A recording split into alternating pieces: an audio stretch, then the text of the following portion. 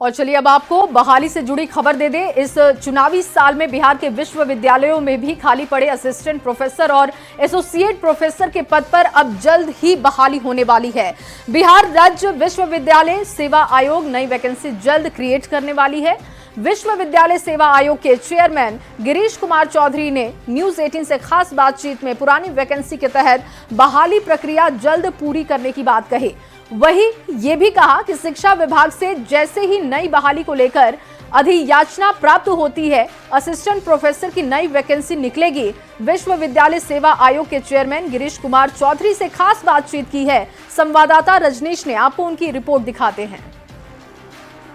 बिहार के विश्वविद्यालयों में साल दर साल छात्रों की संख्या तो बढ़ती जा रही है, लेकिन प्रोफेसर्स की संख्या घटती जा रही है। ऐसे में हम सीधी बातचीत करेंगे बिहार राज्य विश्वविद्यालय सेवा आयोग के चेयरमैन प्रोफेसर गिरीश कुमार चौधरी से कि आखिर पूर्व से जो बहाली चल रही है उसकी क्या स्थिति है और इसके साथ साथ नई बहाली को लेकर क्या तैयारी है, क्योंकि चुनावी साल है और हर कोई इंतजार में है कि विश्वविद्यालयों में भी बहाली निकलेगी। जी, क्या स्थिति है? जैसा कि आप जानते हैं कि ये दिसंबर 2020 का वैकेंसी है और जिसकी प्रक्रिया हम लोग पूरी करने की स्थिति में आ चुके हैं।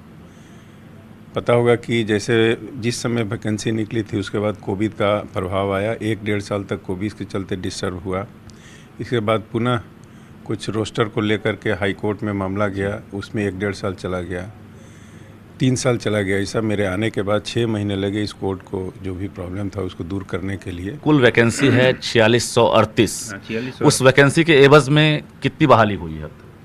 इसके एवज में 3359 के अगेंस्ट में हम लोग अपॉइंटमेंट कर चुके हैं जी। और अभी भी जो है 1224 का वैकेंसी के अगेंस्ट में अपॉइंटमेंट होना बाकी। तक ये टारगेट पूरा करना है? ये टारगेट हम 1 से 2 महीने के अंदर में हम कोशिश करेंगे कि पूरा हो जाए। नई वैकेंसी कब आ रही है? चूंकि नेट पीएचडी वाले जो हैं वर्षों से इंतजार में हैं, चूंकि 2020 के बाद विज्ञापन नहीं निकली है और चुनावी साल है, उम्मीदें परवान पर।